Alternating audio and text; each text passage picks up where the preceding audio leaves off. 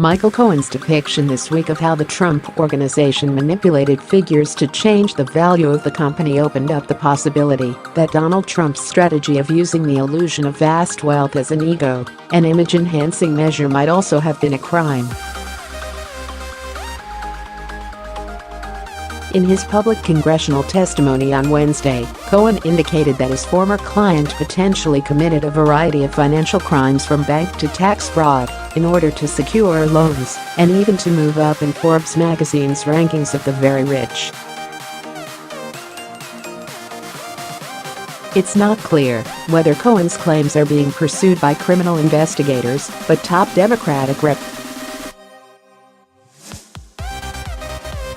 Elijah Cummings, chair of the House Oversight Committee, said Wednesday that congressional committees are already divvying up the revelations for further investigation.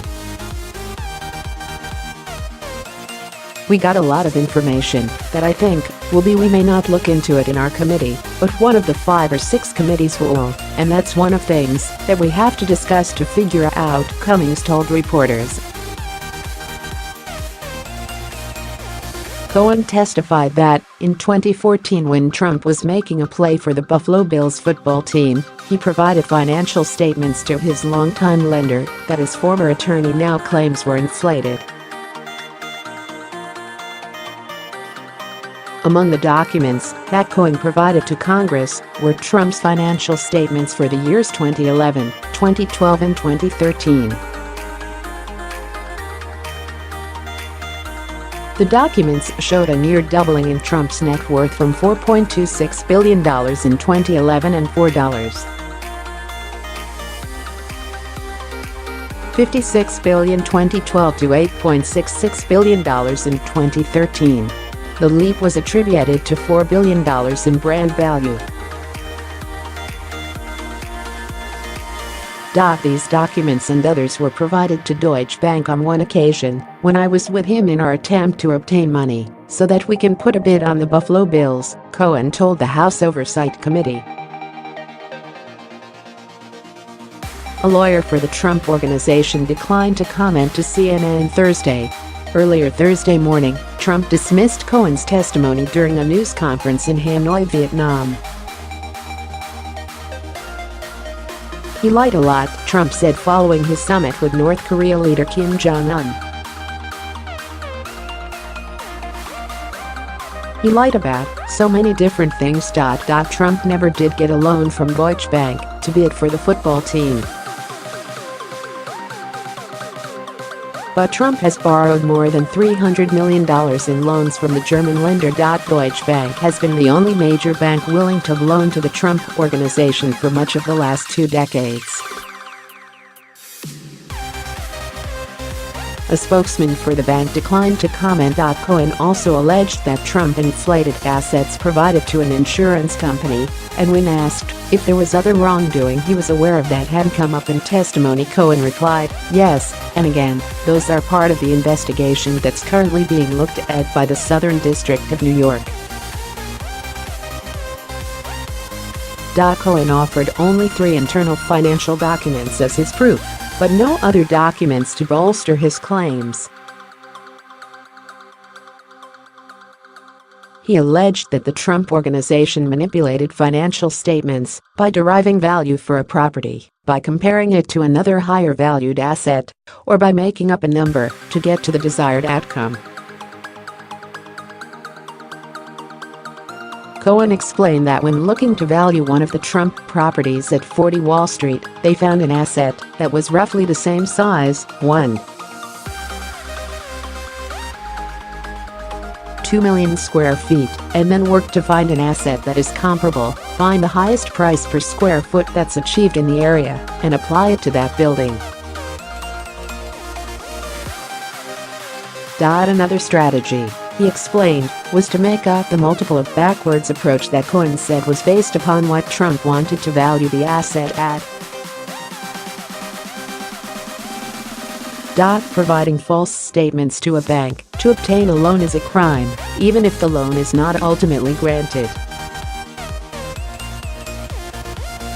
But experts said whether a crime was committed turns on several factors, such as if the numbers are truly false and what the intent of the person was in coming up with the number.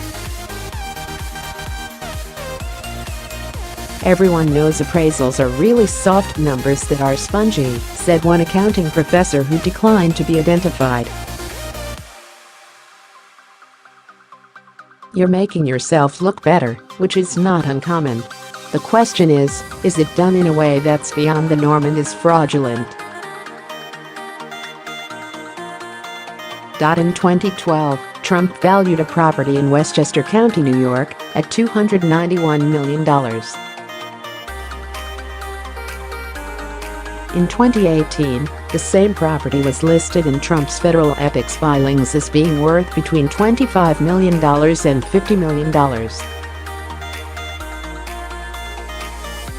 The discrepancy was first reported by the New York Times. Cohen also said Trump deflated his assets to reduce his real estate taxes, and he alleged they would play with the number when dealing with insurance companies. "When we were dealing, later on, with insurance companies, we would provide them with these copies so that they would understand that the premium, which is based sometimes upon the individual's capabilities to pay, would be reduced," he testified. Much of Cohen's testimony was uncorroborated, and it's unclear how much of it is part of the sprawling investigation by the U.S. Attorney's Office for the Southern District of New York. Cohen pleaded guilty last year in the Southern District to federal campaign finance violations, lying to a bank, and tax fraud relating to his personal accounts. During his testimony, Cohen was also asked if there were any other illegal activities that he hadn't been questioned about.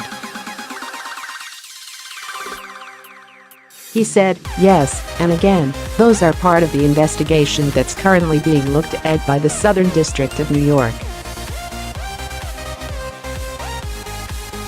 A spokesman for the U.S. Attorney's Office declined to comment. Cohen's testimony was restricted based on his communications with prosecutors in the special counsel's office.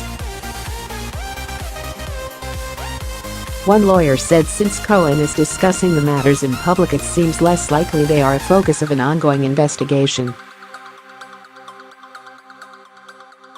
"It seems likely, given what Cohen said, that those matters are no longer under investigation, if they ever were," said Daniel Alonso, a former federal prosecutor.